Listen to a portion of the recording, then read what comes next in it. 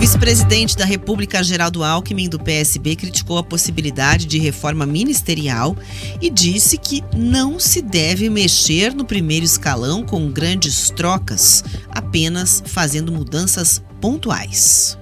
Alckmin também declarou que o presidente Lula garantiu que as trocas não serão abrangentes. A fala ocorreu em uma entrevista à Rádio Eldorado.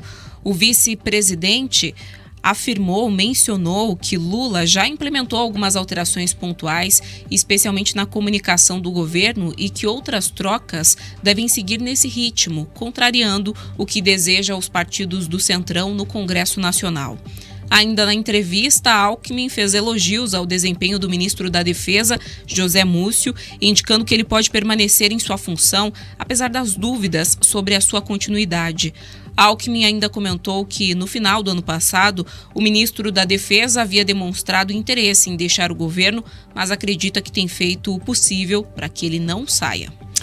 Já começou a ter uma movimentação com a saída do Paulo Pimenta, do PT, da Secretaria de Comunicação, e a entrada do Sidônio com alteração de perfil completa na comunicação do governo, porque espera fazer uma costura que chegue aos olhos da população e do eleitor, principalmente de olho em 2026 e na boa aprovação do governo, resultados das medidas que o governo Lula vem adotando. Então, tá aí o Alckmin dizendo que as alterações não devem ser grandes, estruturais, que é um desenho que deve aparecer de forma tímida ou um redesenho, colocando ali alguns pequenos ajustes e aparos, mas é inegável que o governo tem que azeitar a máquina e trazer, sim, algumas questões e resoluções nessa composição do primeiro escalão.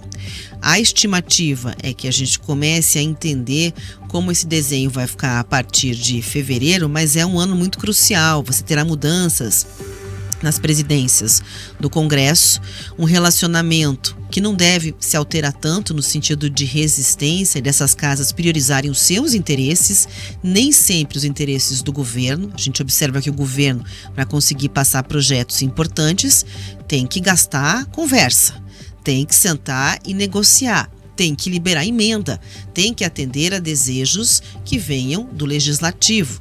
Então, não existe mais aquela relação onde o Congresso se torna só um carimbador, um chancelador dos projetos do governo, mesmo quando eles são passíveis de aprovação. O Congresso tem se valorizado. Sabe aquela máxima, agora vou me valorizar? O Congresso parece que entrou nessa fase ainda de forma mais forte, principalmente a Câmara dos Deputados diante disso, levando ali a ferro e fogo, cadê a minha vantagem em relação a esta aprovação no campo da legalidade. Então, tem buscado, sim, formas de garantir o protagonismo parlamentar. E veja, hoje você tem uma bancada extremamente pequena do PT em comparação com outros partidos, mas o PT aparece em muitos ministérios do governo federal. E a gente sabe, naturalmente, olhando a história política do país, que essas conversas, quando acontecem no sentido de você formar parcerias com grupos políticos, elas se refletem também em cargos importantes dentro do governo. Existem partidos que querem o seu quinhão ampliado, a sua participação, aspas, valorizada. Você tem outros partidos que hoje estão com o pé em cada canoa quando se fala do campo de vista político, que também vão ter que, em dado momento, definir o que querem da vida. Porque terão ali, em alguns setores, por nomes mais importantes e peso, pressões que podem surgir no sentido de estamos dentro do governo, mas estamos fazendo oposição em estados. Estamos indicando ministros, mas temos uma base de prefeitos de direita. Como é que funciona essa situação? O PSD é um exemplo entre tantos outros partidos do Centrão, que na verdade é quem está comandando ali a área do legislativo com maior força, com as composições que vem se apresentando. Tem que esperar a formalização dos nomes no Senado e na Câmara? Tem, mas hoje a gente já sabe. Já dá para dizer que é só uma oficialização, porque de fato, mesmo que exista o famoso IT, que é o índice de traição na votação do Senado, que é secreta, ainda assim tem apoio de sobra dentro dos votos necessários para que os nomes colocados e postos consigam garantir nas duas casas as suas aprovações. Então, o Alckmin vem agora nesse sentido de dizer que não vai ser uma reformulação total e drástica, em geral, mas o governo tem que repensar como anda exatamente o seu poder de decisão e o seu olhar, né? Basta procurar ali reflexos de como você tem a compreensão das ações do governo chegando na base. Pergunta para alguém, o que o governo fez hoje que você sabe me dizer como uma boa ação que você viu medida efetiva? Como anda o Voa Brasil? Em que pé está, por exemplo, a questão do dólar? Existe um poder de compra maior com a percepção econômica e o emprego e os gastos públicos. Então, tem uma série de questões que o governo tem, porque a intenção de uma reforma ministerial é naturalmente você crescer o seu apoio popular e político, que em time que está ganhando não se mexe. Essa máxima do futebol você usa também na área da gestão e gestão política. Então é para melhorar a composição, melhorar a aprovação, as negociações necessárias para colocar o seu projeto na rua, o seu bonde na rua, e também para que as pessoas tenham, aonde ainda não chegou a ação ou a comunicação, a percepção de que o governo vai bem e vem trazendo respostas. Estou curiosa para saber o que vai acontecer, porque também nessa conta sobram nomes de apoio e fidelidade canina ao presidente Lula, que ainda estão ali com um futuro um tanto quanto nebuloso, né? Com alterações no próprio partido e também já em alguns cargos de primeiro escalão dentro do governo. Onde é que vão acomodar? Tem que ver essa conta também, vão ficar de olho, Camila Andrade. Se fala até do Rodrigo Pacheco ocupar algum ministério no governo Lula, né? Então existem ainda muitas perguntas sem respostas, vai ter uma acomodação sem dúvidas, mas essa fala do Alckmin, ela demonstra aí um pouquinho dessa crise de comunicação que vive o governo, porque são falas que acabam gerando burburinho e que mostram, inclusive, uma falta de coesão interna dentro do governo, ou pelo menos o desentendimento entre, muitas vezes, o que pensa o presidente, o vice-presidente, alguns dos ministros. A Rafa falou sobre projetos que acabaram não progredindo, como o Voa Brasil, que era um programa que foi anunciado inicialmente por um ministro, quando na verdade a expectativa era que o anúncio fosse feito pelo próprio presidente. Isso gerou uma ciumeira dentro do governo logo no início ali desse terceiro mandato do Lula. Então essas falhas dentro da comunicação do próprio Partido dos Trabalhadores e do próprio corpo ministerial, então entre os ministros, isso tudo gera essa crise de comunicação que levou à saída do Paulo Pimenta e essa discussão que a gente está tendo agora sobre reforma ministerial.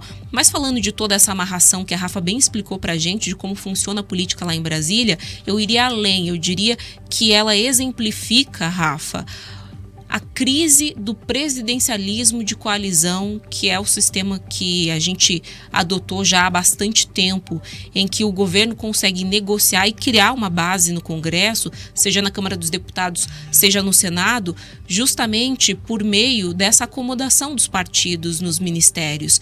Hoje, apesar de você ter essa aliança, essa distribuição dentre tantos partidos, especialmente partidos de centrão, você não consegue assegurar esses votos. Primeiro que esses partidos, eles estão muito diversos. Como a Rafa bem pontuou, muitas vezes tem ali um espaço dentro do governo federal, um ou mais ministérios, mas quando você vai ver nos principais estados do país, tem uma posição muito diversa, antagonista ao governo federal. Tem uma bancada, ou melhor dizendo, um número de prefeitos muito expressivos que fazem campanhas contrárias ao governo federal, como a gente viu agora nas eleições municipais. Isso tudo é bastante problemático para se criar uma coesão e um governo que consiga aprovar projetos importantes para a execução do plano de governo. E por quê? Porque o governo, como bem diz Rafaela Moron também, ou melhor dizendo, o Congresso, está se valorizando. Está se valorizando como? Com dinheiro.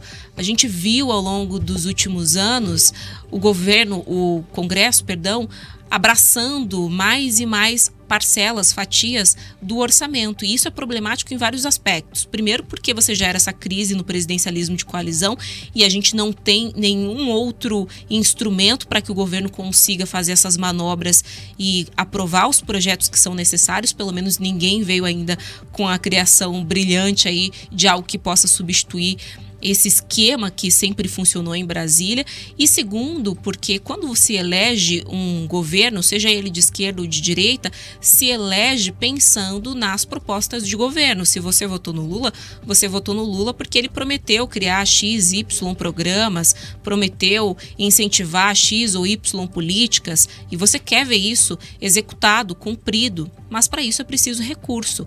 Quando a maior parcela do orçamento, ou uma parcela cada vez maior, vai para o Congresso, isso se pulveriza, porque, claro, é importante que existam emendas parlamentares, elas colocam esse dinheiro lá na ponta, onde é preciso, na demanda do cidadão, que é o posto de saúde na esquina, que é uma UBS a mais, que é uma creche a mais na sua cidade, no seu bairro, mas esses investimentos estão desalinhados a um projeto de país, a um projeto de governo. E isso dificulta, então, que a gente consiga pensar o país a médio e longo prazo. E mais do que isso, né, Rafa? O que a gente tem visto é que, além de mais recursos irem para as emendas parlamentares, eles estão indo com pouquíssima transparência. É o tal do orçamento secreto, que tentaram acabar com ele, mas no final das contas o que mudou foi só o nome. A forma como isso tem sido feito ainda é muito similar. E o pior de tudo, não vai para todos os parlamentares, é para uma nata, digamos assim, ali um clubinho bastante seleto que consegue ter esse acesso e investe esses recursos sem que a gente tenha noção de para onde de fato eles estão indo, com que equilíbrio, pensando também na quantidade de estados e de realidades diversas que a gente tem aqui no país. É preciso repensar o modelo, mas os problemas estão bastante claros. Só falta agora juntos pensarmos nas soluções.